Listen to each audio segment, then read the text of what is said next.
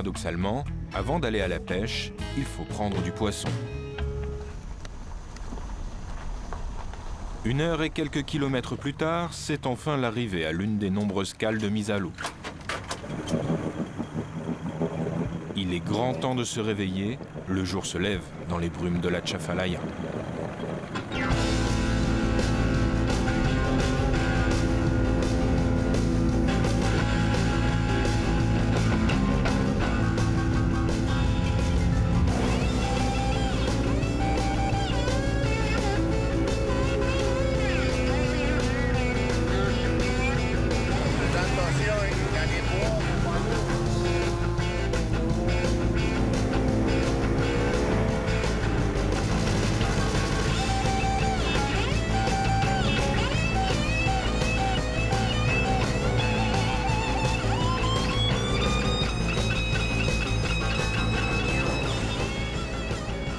Ouf! Après ce premier petit bout de chemin en guise de mise en train, Mr. Roy s'arrête, comme les autres, pour une escale technique.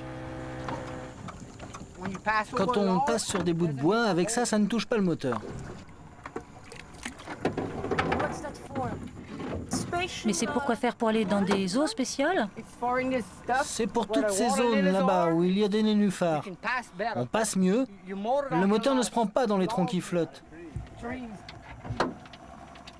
C'est avec eux que Mr. Roy nous emmène à la pêche. Son gendre, Wallis, sa fille, Anna, et caché au fond du bateau, leur drôle de petit compagnon.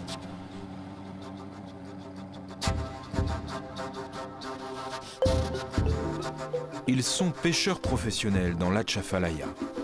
Atchafalaya en indien, ça veut dire longue rivière. C'est aussi le nom de cet immense territoire de terres humides, 210 km de long, 3400 hectares de forêt, des arbres étranges drapés de mousse espagnole, les pieds baignant dans les bayous. Pas une âme à l'Atchafalaya. On peut y passer des semaines sans y voir d'autres humains.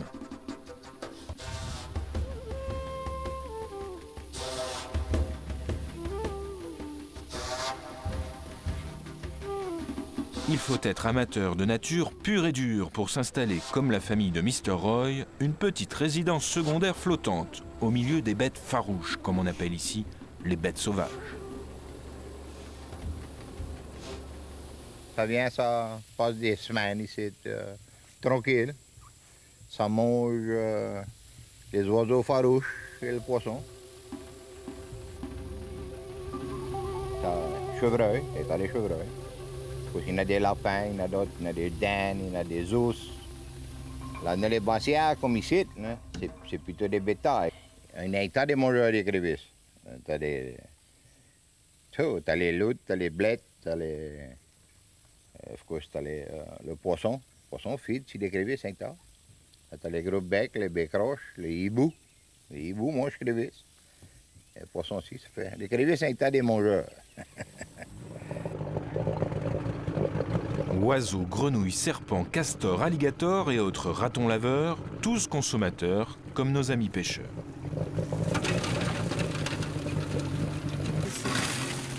Ça n'a pas l'air bien compliqué de pêcher l'écrevisse, mais plutôt répétitif.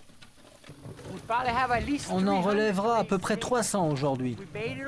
On met les appâts, on les laisse 2 jours en place, mais on peut aussi les relever tous les jours. À cette époque de l'année, on peut relever chaque jour. C'est pas dur, non, c'est pas dur. C'est agréable d'être là. Enfin, jusqu'à ce que le soleil apparaisse. La chaleur s'emmagasine sur les nénuphars et là on étouffe.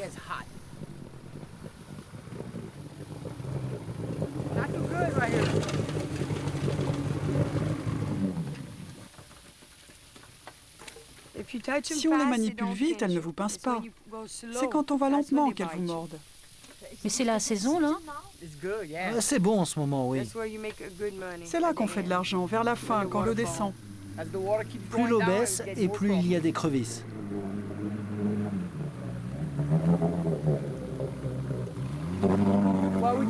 Là, on vient juste de commencer, mais il y a des jours où l'on fait 800 à 1000 $.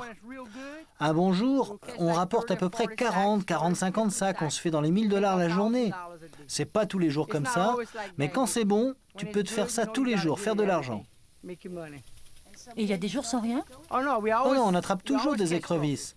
On n'est jamais les mains vides, hein. On fait ça tous les jours. C'est un boulot dur, on est crevé. Ça, il vaut mieux être à deux, hein.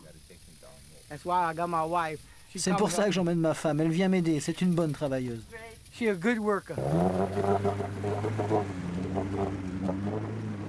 Depuis le XVIIIe siècle, l'Atchafalaya fait vivre un petit nombre de Cadjins, pêcheurs et trappeurs. Aujourd'hui, ils sont près de 1200 pêcheurs professionnels à mettre leur casier dans le bassin, plus les amateurs. N'importe qui peut venir pêcher ici et n'importe quand.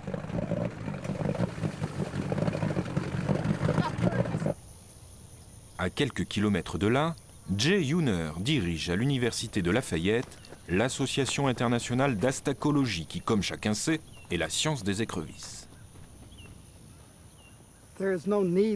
Il n'est pas nécessaire d'imposer des restrictions. Cette espèce d'écrevisse ressemble à des insectes, de par sa capacité à produire énormément de petits avec un minimum d'adultes. La population d'écrevisses pourra toujours se reproduire chaque année, quelle que soit l'importance de la pêche.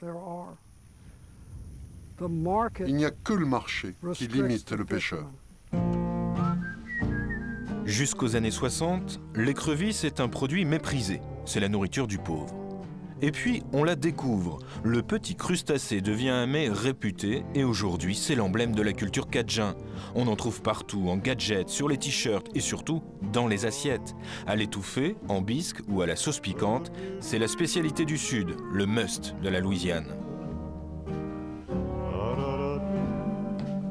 Aujourd'hui, l'aquaculture a pris le relais. Les écrevisses poussent, en alternance avec le riz. Ça marche bien, trop bien, elles se multiplient comme des petits pains. En 4 ans, les prix ont diminué de moitié. Alors les aquaculteurs, en colère, ont déclaré la guerre aux millions d'oiseaux voraces des terres humides.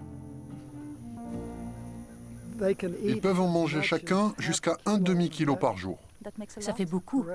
C'est vrai. Mais la question est de savoir si ça pèse vraiment sur les récoltes des éleveurs. Souvent, la plupart des écrevisses restent dans les parcs parce que les aquaculteurs n'ont pas trouvé de marché.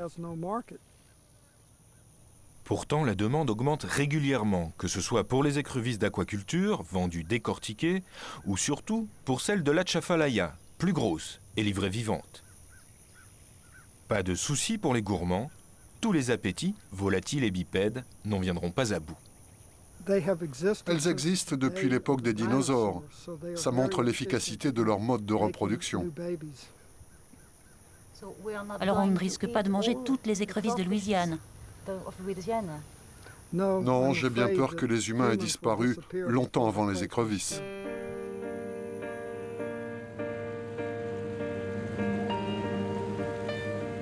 On raconte que lorsque les Cadjins ont été chassés d'Acadie, les homards les auraient suivis. Mais en chemin, épuisés, ils auraient rétréci. C'est ainsi que serait né ce petit crustacé.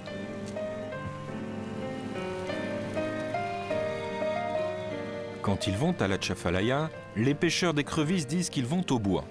Drôle d'univers, où l'on navigue sur les champs de nénuphars et où des alligators se cachent derrière des arbres chevelus.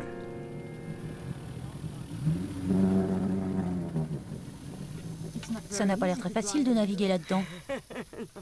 Ah, je conduis ça depuis avant d'aller à l'école, hein. Je faisais déjà les écrevisses avec mon père.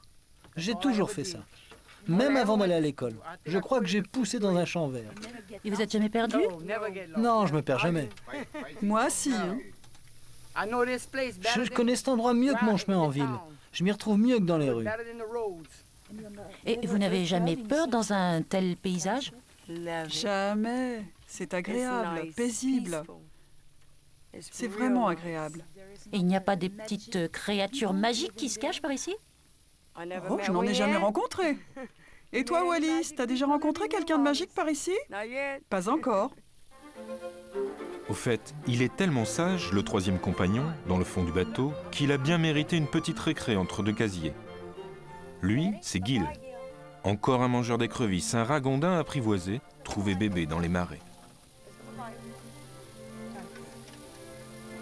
Allez, oust, terminé. Il faut encore relever au moins 200 casiers.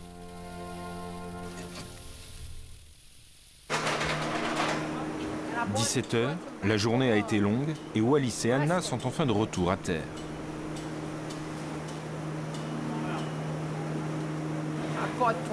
J'ai fait 25 sacs, à peu près 800 kilos. Ah, c'est une bonne journée, une belle journée. 500 piastres. Je ferai mieux la prochaine fois. Au revoir. Dis au revoir. J'espère que vous avez aimé votre journée au bois. Salut Gil. Oui, pour nous aussi, c'était une bonne journée. Demain, à 3 heures du matin, Wallis et Anna repartiront naviguer au bois. Et s'il est sage, Gil pourra se baigner entre deux casiers. Parce que demain, et jusqu'à la nuit des temps, il y aura des mini-homards sur les nénuphars au milieu des esprits cachés dans les arbres chevelus de l'Atchafalaya.